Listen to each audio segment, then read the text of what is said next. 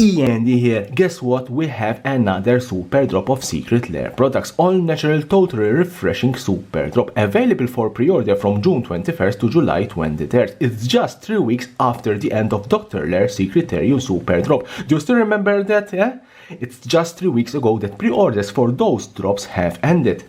Anyway, we are getting more and more and more, and let me put another more drops, 8 to be precise. Yes, 8 new drops. The greed of Wizard of the Coast have no limit, but if more drops are being released, it means that previous drops were successful and Wizard of the Coast have sold as much as they have anticipated or budgeted. I always sustain that I like these products. These are collectible items, therefore I like them, but I don't like the frequency that these drops are being released. Too much products at once, and don't forget that we are in the release weekend of Modern Horizons 2. But is it worth it to buy all natural, totally refreshing super drop? If you are familiar with my Is It Worth It video, you know by now that I will break down the content of each drop and evaluate the value of each card on the secondary market. I will score each drop in terms of worthiness and give you my personal advice. Let's start. First drop, Saturday morning D&D Dungeons & Dragons, a particular drop featuring artwork by Tyler Warpool, inspired by the 1980s Dungeons & Dragons TV show. Honestly, I do remember watching this when I was young. Price, 2 versions here, non-foil $29.99, $34.99, foil version $39.99, $44.99. Content value, approximately $50. The most expensive card out of these 6 is Primal Vigo, valued at around $44. The rest have a combined value of around $6. Basically, you are paying to buy Primal Vigor. Verdict, worth it 80%. With a combined value of $50 versus $30, this is worth it, but be careful, as I said, you are paying $30 for Primal Vigor. If the card gets reprinted in a future Commander product, the price will eventually go down.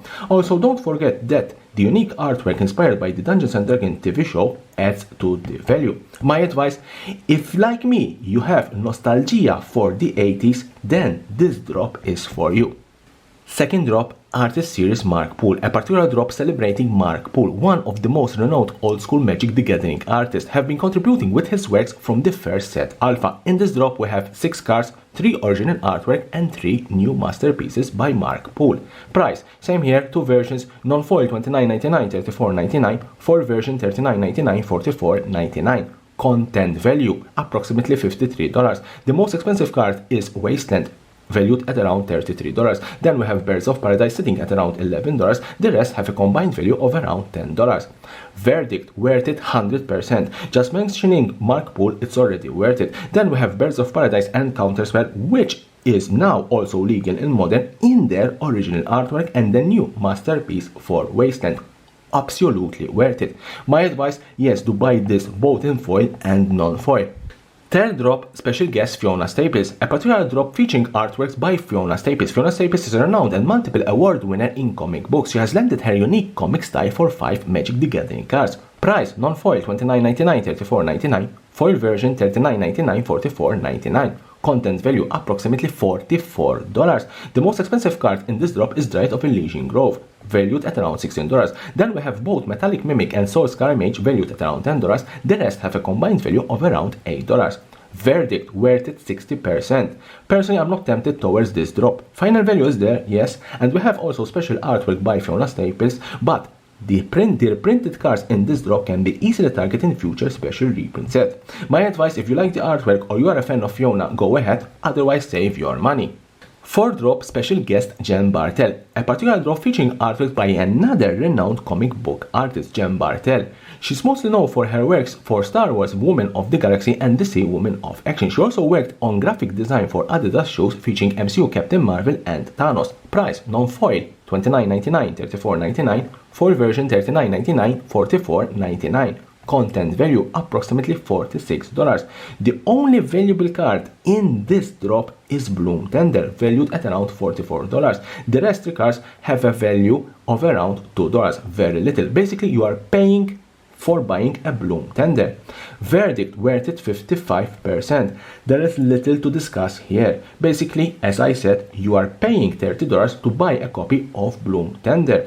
The only added value is the artwork of Jen Bartel, but remember that Bloom Tender is a rare card from Eventide, a relatively low printed set. If this card gets a reprint in a future Commander Legend or a Master set, the value of the card will drop considerably. My advice, I wouldn't buy this drop.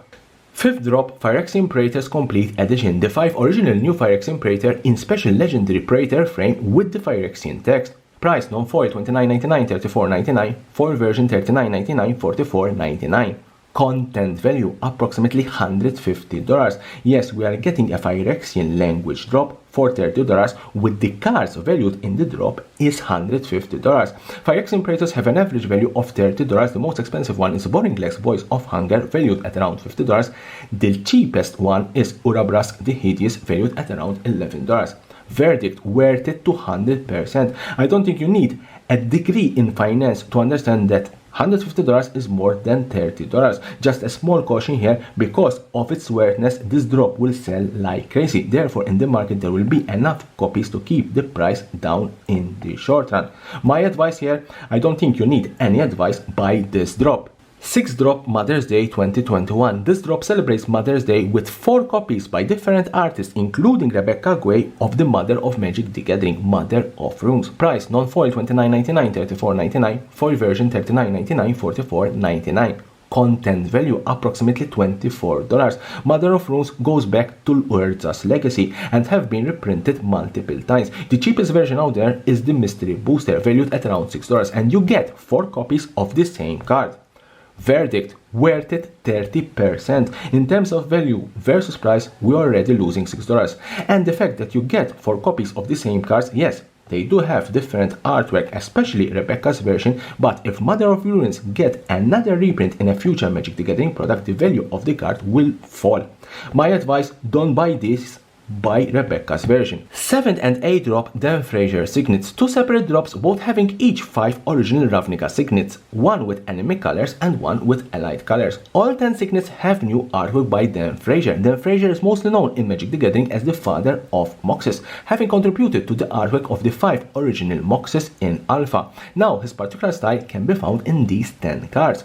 Price non-foil $29.99, $34.99, foil version $39.99, $44.99. Content value, allied version $7, anime version $4. Signets were originally printed in Ravnica as common and have seen multiple reprints in various products, especially Commander. Therefore, it's not a surprise that the value of these cards is very low. Verdict, worth it 50%. What makes these 2 drops worth it is the new artwork by Dan Fraser and the retro frame, and there is also a foil version. My advice here, if you really want to buy a copy of this drop, buy the foil version.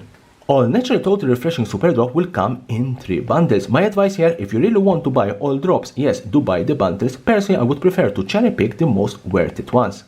Leave me a comment below which drop are you going to buy, and here's the subscription button. Subscribe to my channel for more and more interesting videos about Magic the Gathering and the collectible world.